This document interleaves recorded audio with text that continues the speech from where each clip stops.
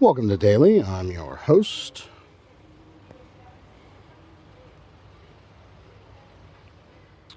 Bark Archive Splinter. Open bracket. Disrespecting private property. Close bracket. By J. Gow. Bark Archive Splinter. Disrespecting private property. An embargo on couplets. A year without, and to have zero to use against the departed. Lightning throws its hook onto a tree like a digital greeting, a tap and... Dry air turns prismatic, dissolving acoustic atmosphere from a slack background. Whenever a forest has a shyness to perceive its own form and period. And this is promise, too, the unreachable origin.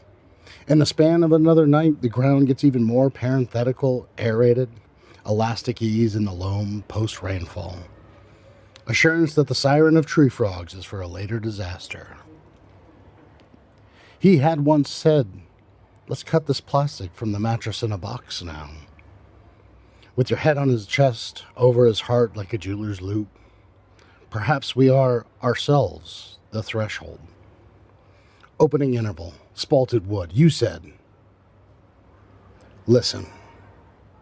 For example, did he not warn you once about a story involving a poultice of wolf lichen, the color of chartreuse, stuffed in a reindeer carcass alongside powdered glass? Fatal to meat eaters, yes, although never to mice nor rabbits.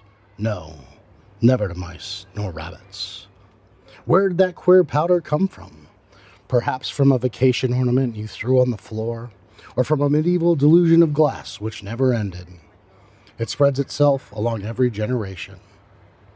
Tonight, the sky seems so afraid of shattering. And you see how the ecology of this model continues exchanging endlessly. Imagine an intimate talking that takes place across an impossibly prolonged time. Line. You send him a link to the work of a photographer who wrote, "For 1 year, I photographed trees within near my house, the goal to create images from the ordinary and mundane." What makes a tree ordinary? Both beyond and near the threshold of one's human survival. A short poem or a long poem that writes itself forever. An anatomy of suffocating wildness. This pestilential monostitch is the perfect vector for transpiercing middle ground. Erasing the trees in the space between you and... Perforating this fantasy, an endless moat of a thought still flags and flees. Besides, don't forget those imported chestnuts he once poured into your cupped hands, out of a packet he promised had yet to expire. Each globe radically saturated with strands of ether, of white, wondrous mold, of...